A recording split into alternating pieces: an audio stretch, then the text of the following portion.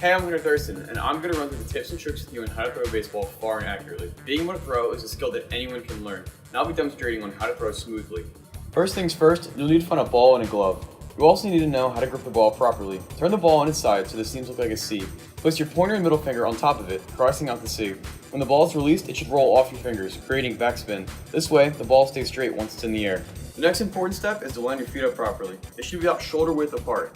Now I'm left-handed, so my left foot is on the back and my right foot is on the front. It should move about a foot when you start your throw. Too far or too little can mess it up.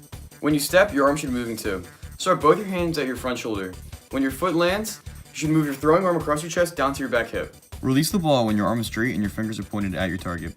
After you let it go, continue your throwing arm motion until it finally hits your front hip. After your throw is finally finished, follow through with your back leg. Now you know how to throw a baseball far and accurately. You can use these tips to improve your arm strength and get better. Thanks for watching and keep practicing.